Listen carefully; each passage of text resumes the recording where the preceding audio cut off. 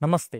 Welcome to Anudeep channel. నేను అప్పుడప్పుడు live session అనేది కండక్ట్ చేస్తూ ఉంటాను. మీరు నా ఛానల్‌ని సబ్స్క్రైబ్ చేశారు. కానీ నోటిఫికేషన్ ఆన్ చేయడం మర్చిపోయినట్టున్నారు. కాబట్టి ఆ నోటిఫికేషన్ ఏదైతే ఉందో అది ఆన్ చేసుకోండి. అప్పుడే నేను అప్‌లోడ్ చేసిన ప్రతి ఒక్క వీడియో మీకు నోటిఫికేషన్ వస్తుంది. అదేవిధంగా నేను లైవ్ కండక్ట్ చేసినప్పుడు కూడా మీకు నోటిఫికేషన్ అనేది వస్తుంది. కాబట్టి ఆ నోటిఫికేషన్ చూసి మీరు నా లైవ్ సెషన్ అనేది జాయిన్ అవ్వచ్చు. ఇప్పుడు టాపిక్‌లోకొస్తే కేనోపనిషత్తులో పార్ట్ 3 ఏదైతే ఉందో అందులో నేనేమన్నాను? ఆత్మ అనేది తెలిసేది కాదు. అదేవిధంగా తెలియనిది కాదు అన్నాను. మరి ఇప్పుడు ఆ శిష్యుడు ఏమంటున్నాడు? నా అనుభవం ఏంటో తెలుసా గురువుగారు? నేను ఆత్మ తెలుసని చెప్పను. అలా అని తెలియదని చెప్పను. ఇప్పుడు పార్ట్ 3లో ఏదైతే చెప్పానో అదే అనుభవం ఇప్పుడు శిష్యుడికి వచ్చిందా లేదా? దాని అర్థం ఇప్పుడు ఆ శిష్యునికి నిజమైన ఆత్మానుభవం కలిగిందనే కదా! ఇప్పుడు తర్వాత మంత్రం ఏం చెప్తుంది? యస్య మతం తస్య మతం, మతం యస్య న వేదసః, అవిజ్ఞాతం విజానతాం, విజ్ఞాతం అవిజానతాం. అంటే ఎవడైతే నాకు ఆత్మ తెలిసింది అని అంటూ ఉంటాడో వాడికి నిజంగా ఆత్మస్వరూపం అనేది తెలియదు. అదేవిధంగా ఎవడైతే నాకు ఆత్మస్వరూపం తెలియదు అన్నాడో వాడికే అసలైన ఆత్మస్వరూపం తెలుస్తుంది అని. అంటే ఇప్పుడు నా ఇంద్రియాలు ఉన్నాయి, నా మనసుంది, నా బుద్ధి ఉంది. నా ఇంద్రియాలు, మనస్సు, బుద్ధి ఇవన్నీ ఏం చేస్తూ ఉంటాయి? నాకు కనిపించే ప్రతి ఒక్కటి చూసి తెలుసుకుంటుంది. అంటే తెలుసుకోబడేది ఏదైతే ఉందో అది గేయం. అంటే ఈ సమస్త ప్రపంచము కూడా గేయం. నేను తెలుసుకునేవాడిని కాబట్టి నేను జ్ఞాత. ఇప్పుడు నేనేం చేస్తున్నా? ఈ సమస్త ప్రపంచాన్ని చూసి తెలుసుకుంటున్నా. అవి మీకు ప్రీవియస్ వీడియోలో చెప్తూ వచ్చా. గేయము, జ్ఞాత అని. ఈ సమస్త ప్రపంచం ఏదైతే ఉందో అది ఆత్మస్వరూపం అని చెప్పాను. సరే బాగుంది. ఇప్పుడు నేను ఈ సమస్త ప్రపంచాన్ని ఆత్మస్వరూపంగా చూస్తున్నా. కరెక్టే. కానీ ఎంతవరకు? ప్రపంచం మేరకే. బ్రహ్మాండాలేసుకో. బ్రహ్మాండాలు మేరకే. అంటే పరిమితం చేశావు. జ్ఞాత, గేయం అని రెండొచ్చాయి. 2 ఉండొద్దు.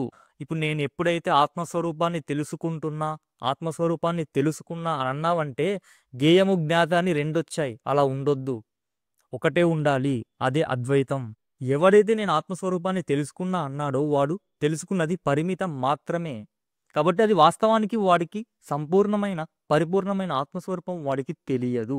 అదేవిధంగా ఎవడైతే నాకు ఆత్మస్వరూపం తెలియదు అని అంటున్నాడో వాడికి అసలైన స్వరూపం అనేది తెలుస్తుంది. అంటే దాని ఉద్దేశం, అరే ఇంద్రియాలు, మనసు ఇవన్నీ కూడా ఆత్మస్వరూపాన్ని పట్టుకోలేవు. ఇలాంటి జ్ఞానంతో అతను ఉన్నాడు కాబట్టి దాని అర్థం ఏంటి? ఇంద్రియాలు, మనసు, బుద్ధి ఇవన్నీ కూడా ఆత్మను పట్టుకోలేవు కాబట్టి అది తెలియదు. ఇలాంటి జ్ఞానంతో ఉన్నాడు కాబట్టి వానికి అసలైన ఆత్మస్వరూపం అనేది తెలుస్తుందా లేదా? అసలు తెలుసు, తెలియదు ఇలాంటి మాటలన్నీ కూడా బుద్ధి స్థాయిలోనివే. ఆత్మస్థాయిలో ఉన్నవాడికి ఈ తెలుసు, తెలియదు అనే మాటలు ఉండవు. అవన్నీ కూడా బుద్ధి స్థాయి వరకే. పలానా విషయం తెలుస్తుంది, పలానా విషయం తెలియదు అంటే అది బుద్ధి స్థాయి వరకే. ఆత్మ విషయంకి వచ్చేసరికి అది ఉండదు. తెలుసు, తెలియదు ఇలాంటి మాటలు ఉండవు. ఆత్మ అనేది తెలిసేదే కాదు, అదేవిధంగా తెలియనిది కాదు అని ఇలా 2 మాటలు మాట్లాడతాం. అనుభవంలో ఉన్నవాడు తెలియదన్నా తెలిసినట్లే. అనుభవం లేక బుద్ధితో గ్రహించిన వాడు తెలుసు అని చెప్పినా అది తెలియనట్లే. సరే ఒకటి చెప్తా. నేను ఆత్మను తెలుసుకుంటున్నాను అంటే దాని అర్థం వాడు ఆత్మకు వేరుగా ఉండి ఆత్మను తెలుసుకుంటున్నాడు. ఆత్మకు వేరుగా ఉండి ఆత్మను తెలుసుకోవడం ఏంటి? పిచ్చి కాకపోతే. తానే ఆత్మస్వరూపమే ఉన్నాడు. తనకు తాను ఏం తెలుసుకోవాలి? ఇప్పుడు ఈ సమస్త ప్రపంచము కూడా ఆత్మస్వరూపమే అని చెప్పాను. అప్పుడు ఈ సమస్త ప్రపంచాన్ని కూడా నువ్వు ఆత్మస్వరూపంగా చూస్తున్నావు.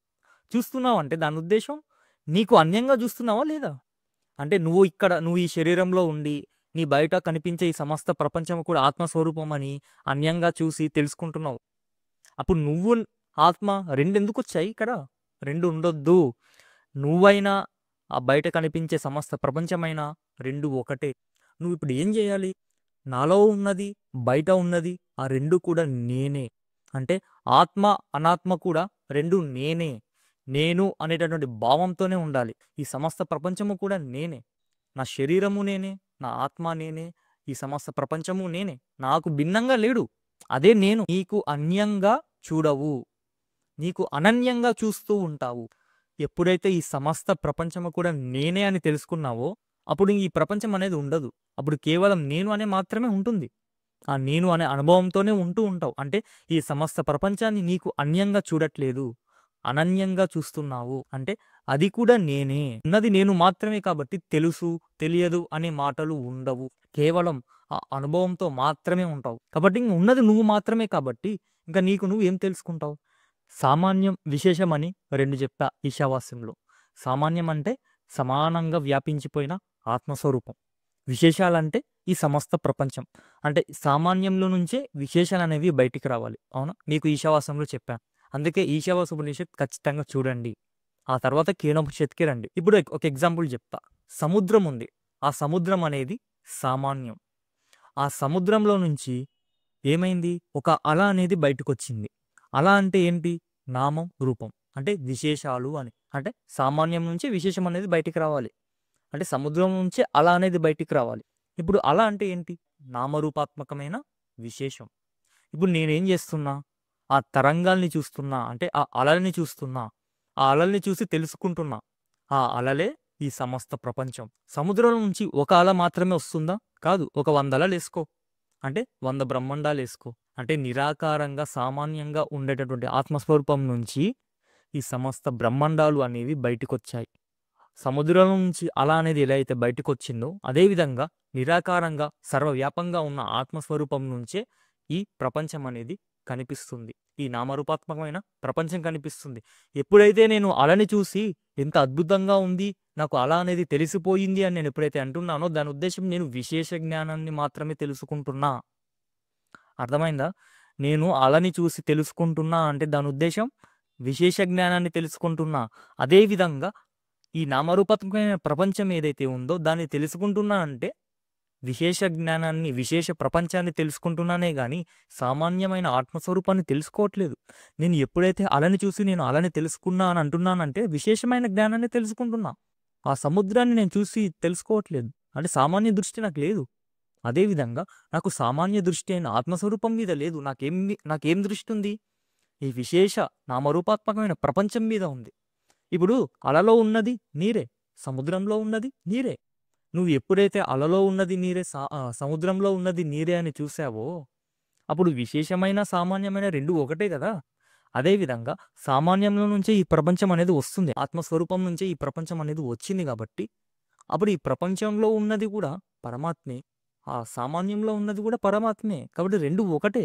కానీ నువ్వేం చేస్తున్నావు? ప్రపంచం మేరకే చూస్తున్నావు. అంటే విశేష జ్ఞానంతో మాత్రమే ఉన్నావు. అక్కడొచ్చింది నీ గోలంతా. నువ్వు సముద్రాన్ని పట్టుకున్నావనుకో, అప్పుడు నీకేమర్థమవుతుంది? ఓహ్! అలలో ఉన్నది కూడా నీరే, సముద్రంలో ఉన్నది కూడా నీరే అని నీ దృష్టి ఏమవుతుంది? సముద్రం మీదికి వెళ్తుందా లేదా? అదేవిధంగా నువ్వు ఈ ప్రపంచాన్ని చూస్తున్నంత సేపు ఈ నామరూపాత్మకమైన జగత్తు మీద వెళ్ళకుండా ఈ ప్రపంచానికి కారణమేందో ఆ ఆత్మస్వరూపం మీదికి వెళ్తుంది. అంటే విశేష జ్ఞానం కాకుండా నీకు సామాన్య జ్ఞానం అనేది లభిస్తుంది అని. కాబట్టి ఇప్పుడు అర్థమైందా? ఈ సమస్త ప్రపంచం కూడా ఆత్మస్వరూపమే. అంటే నేనే అంటే అర్థమేంటి? నాలో ఉన్న ఆత్మ నేనే. అలాగే సర్వవ్యాపకమైన ఈ ప్రపంచం ఏదైతే ఉందో అది నేనే. అంటే 2 నేనే. కాబట్టి 2 నేనులుండవు కాబట్టి ఉన్నది ఒకటే కాబట్టి అదే నువ్వు. ఇదంతా నీ స్వరూపమే కాబట్టి నిన్ను నువ్వు ఏం తెలుసుకుంటావు? ఈ ఇంద్రియాలు, మనస్సు ఏవైతే ఉన్నాయో వీటికి గోచరించేదంతా కూడా విశేషాలే. సమస్త ప్రపంచం ఏంటి? విశేషాలే కదా! అంటే నీ ఇంద్రియాలు, నీ మనస్సు ఇవంతా కూడా విశేషాలనే చూస్తుంది, గ్రహిస్తుంది. సామాన్యాన్ని చూడట్లేదు. అదేవిధంగా ఈ ఇంద్రియాలు, మనస్సు, శరీరం ఏదైతే ఉందో అది ఆత్మ కాదు అని మనం చెప్పుకున్నాం. కానీ మనమేం చేస్తున్నాం? ఈ ఇంద్రియాలు, మనస్సు ఆత్మ అనుకుంటున్నాం. శరీరం మేరకే మనం లిమిట్ అయిపోయాం. శరీరం మేరకే లిమిట్ అవ్వడం కాదు.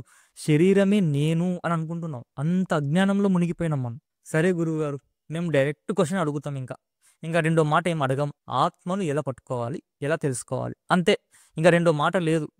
ఆ ఆత్మను ఎలా పట్టుకోవాలి? ఎలా గుర్తించాలి? అది చెప్పండి మాకు. దీనికే తర్వాత మంత్రం అనేది వచ్చింది. ప్రతిబోధ విదితం మతం అమృతత్వం విదంతే ఆత్మనా విదంతే వీర్యం విద్యయా విదంతే అమృతం. ఇక్కడ ప్రతి బోధ అంటే ఏంటి?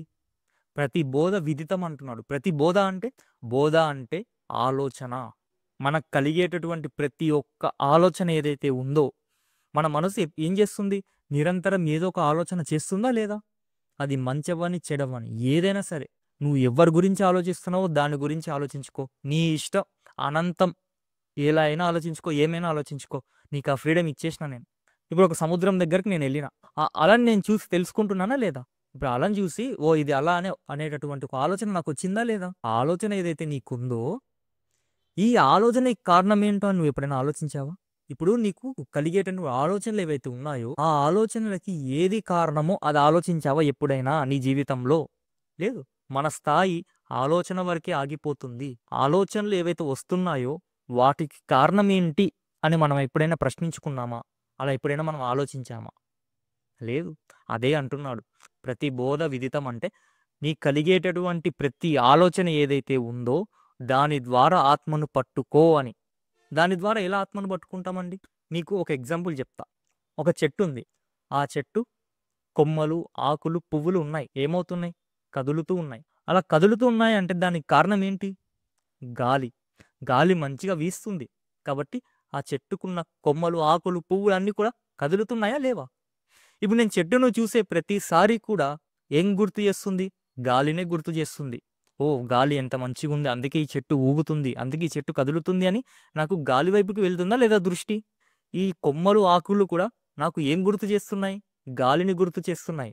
అదేవిధంగా నీ మనసులో కదిలేటటువంటి ఆలోచనలు ఏవైతే ఉన్నాయో, ఆ ఆలోచన వైపు కాకుండా నువ్వేం చేయాలి?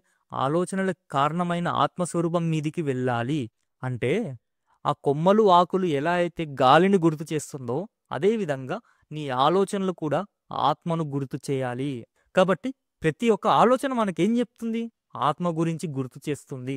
ప్రతి ఒక్క ఆలోచన మనకు ఆత్మస్వరూపం గురించి చెప్తుందా లేదా? కానీ మనమేం చేస్తున్నాం? ఆలోచన వరకే ఆగిపోయాము. ఆలోచన వరకే ఆగిపోకుండా ఆ ఆలోచనకి కారణం ఏంటో అది ఆలోచించు ఫస్ట్. మనసులో వచ్చేటటువంటి ఆలోచనలు ఏవైతే ఉన్నాయో, ఒక ఆలోచన రావడానికి, ఒక ఆలోచన పోవడానికి ఏదో ఒకటి ఉండాలా లేదా వెనక సాక్షిగా చూడడానికి? అవునా కదా? ఈ సమస్త ఇంద్రియాలు నీ శరీరం పనిచేస్తున్నాయంటే ఒక ఆత్మస్వరూపం ఉందా లేదా? నీకు పార్ట్ 1లో, పార్ట్ 2లో చెప్పా. కేనోపనిషత్తులో పార్ట్ 1, పార్ట్ 2 మొత్తం కూడా మనం దీని గురించే మాట్లాడుకున్నాం. ఎవరి వల్ల మన శరీరం పనిచేస్తున్నాయి? కేనేషితం. ఎవరి వల్ల ఈ మనసు పనిచేస్తుంది అని మనం తెలుసుకున్నామా లేదా? నీకు వచ్చేటటువంటి ప్రతి ఒక్క ఆలోచన ఏదైతే ఉందో, ఆ ఆలోచన వెనుక ఒక ఆత్మ చైతన్యం ఉంది. దాని మీదకి వెళ్ళాలి నీ దృష్టి. దేనివల్ల నాకు ఈ ఆలోచన వస్తుంది? ఈ ఆలోచన ఒకటి వస్తుంది అంటే, ఒక ఆలోచన పోతుంది అంటే అది దేనివల్ల అని నువ్వు అన్వేషించు. సరే, మీకు ఇంకో ఎగ్జాంపుల్ చెప్తా. సముద్రమే ఉంది. ఆ సముద్రం ఎలా ఉంది? కదలకుండా నిశ్చలంగా ఉంది. ఇప్పుడు కదలకుండా నిశ్చలంగా ఉండేటువంటి సముద్రం ఏదైతే ఉందో అది ఒక్కసారిగా కదిలింది. అలా ఒక్కసారి కదిలేసరికి ఏమైంది? ఒక అల అనేది బయటకొచ్చింది. ఆ సముద్రం ఏదైతే ఉందో అది కదిలినందుకే అల అనేది బయటకొచ్చింది. అదేవిధంగా నీ మనసు ఏదైతే ఉందో అది కదిలింది. అది కదిలేసరికి ఏమైంది? ఒక ఆలోచన అనేది పుట్టుకొచ్చింది. అర్థమవుతుందా? నువ్వు అలా కదలకుండా నిశ్చలంగా ఉండిపో, ఆలోచనలు ఉండవు. కానీ మనసు ఏం చేస్తుంది? ఎప్పుడు చంచలత్వం. దానికి అది ఎప్పుడు కదులుతూనే ఉంటుంది. కాబట్టి ఎప్పుడు ఏదో ఒకటి ఆలోచిస్తూనే ఉంటుంది. అవునా కదా? ఇప్పుడు ఎలా అయితే ఆ సముద్రం నుంచి అల అనేది బయటకొచ్చిందో, ఇప్పుడు నేనేం చేస్తున్నా? ఆ అల అనేటటువంటి నామరూపాన్ని చూస్తున్నా. అంటే పరిమితమైన నామరూపాన్ని చూస్తున్నా. ఆ పరిమితమైన నామరూపాన్ని చూసి నేను తెలుసుకుంటున్నానే గాని, అంటే అలని చూసి మాత్రమే నేను తెలుసుకుంటున్నానే గాని, ఆ అల ఎక్కడి నుంచి వచ్చింది అని నేను ఎప్పుడైనా ఆలోచించానా? ఇప్పుడు ఆ అల ఏదైతే ఉందో అది సముద్రం నుంచే వచ్చింది కరెక్టే. కానీ నేనేం చేస్తున్నా? ఆ అలని మాత్రమే చూస్తున్నా. అంటే ఆ నామరూపాత్మకమైన అలని మాత్రమే చూసి తెలుసుకుంటున్నా. కానీ నేనేం చేయాలి ఇప్పుడు? ఆ అల అనేది ఎక్కడి నుంచి వచ్చింది అని నేను ఆలోచిస్తే అది సముద్రంలో నుంచే వచ్చింది అని నాకు అర్థమవుతుందా లేదా? అప్పుడు నా దృష్టి సామాన్యమైన ఆ సముద్రం మీదికి వెళ్ళిందా లేదా? అప్పుడు అలలో ఉన్నది నీరే, సముద్రంలో ఉన్నది నీరే అని నాకు తెలిసిపోతుంది. అంటే నేను సామాన్యాన్ని పట్టుకున్నా కాబట్టి ఇంకా అల ఉన్న ఒకటే, లేకున్నా ఒకటే. సామాన్యాన్ని పట్టుకున్నా కాబట్టి విశేషం ఉన్న ఒకటే, లేకున్నా ఒకటే. అదేవిధంగా నీ మనసు ఏదైతే ఉందో అది ఆలోచిస్తూ ఉంటుంది. ఆ ఆలోచన ఎక్కడి నుంచి వచ్చింది అని నువ్వు ప్రశ్నించుకుంటే, ఆ ఆలోచన ఎక్కడి నుంచి వచ్చింది అని నువ్వు ఆలోచించు. ఆ ఆలోచన ఎక్కడి నుంచి వచ్చిందని నువ్వు అన్వేషించు. అలా అన్వేషించినప్పుడు నీకు సామాన్యం అనేటువంటి ఆత్మస్వరూపం మీదికి వెళ్తుంది. సామాన్యం నుంచే విశేషం అనేది రావాలి. అదేవిధంగా నీ ఆత్మ చైతన్యం వల్లే నువ్వు ఆలోచిస్తున్నావు అని ఎప్పుడైతే గుర్తించావో అప్పుడు నీ దృష్టి ఆత్మ చైతన్యం మీదికి వెళ్తుంది. ఒక ఆలోచన వస్తుంది అని చెప్పడానికి, ఒక ఆలోచన పోతుంది అని చెప్పడానికి వెనకాల ఎవడో ఒకడు ఉండాలా లేదా? అదే నీ ఆత్మస్వరూపం. దాన్ని పట్టుకోరా బాబు అని చెప్తున్నారు. నీకు వచ్చేటటువంటి ప్రతి ఒక్క ఆలోచన వెనుక ఆత్మస్వరూపాన్ని గుర్తు చేస్తూ ఉంటుంది. మనం ఏది చూసినా ఆ చూడడం వెనుక ఆత్మ ఉంది. మనం ఏది విన్నా ఆ వినడం వెనుక ఆత్మ ఉంది. మనం ఏది ఆలోచించినా ఆ ఆలోచన వెనుక ఆత్మ చైతన్యం ఉంది. అలా ఎవరైతే తెలుసుకుంటాడో వాడు ఆత్మే అయిపోతాడు. వాడు ఆత్మస్వరూపం అయిపోతాడు. ఈ ఆత్మ వల్లే ఒక మనిషి శక్తి కలిగిన వాడవుతున్నాడు. అవునా కదా! మనకు శక్తి లభిస్తుంది అంటే ఈ శరీరానికి, ఇంద్రియాలకి, మనసుని శక్తి వస్తుంది అంటే అది ఆత్మ చైతన్యం వల్లే. మనలో ఉండే ప్రతి ఒక్క కదలిక ఆత్మ ఇచ్చే బలమే. కాబట్టి మనం ఏం చేయాలి? ప్రతి సంఘటన వెనుక, ప్రతి ఆలోచన వెనుక, ప్రతి అనుభవం వెనుక ఆధారంగా ఉన్న ఆత్మ స్వరూపం మీదికి మన దృష్టి అనేది వెళ్ళాలి. అలా ఆత్మను తెలుసుకుంటూ ఆత్మానుభూతిని అనుభవిస్తూ ఉండాలి. అప్పుడు తానే ఆత్మస్వరూపం అయిపోతాడు. అలా ఆత్మస్వరూపాన్ని ఎవడైతే అనుభవిస్తున్నాడో వాడు సంసారాన్ని దాటి అమృతత్వాన్ని పొందుతాడు అని ఈ మంత్రం చెప్తుంది. రానున్న మంత్రాలు వచ్చే వీడియోలో తెలుసుకుందాం.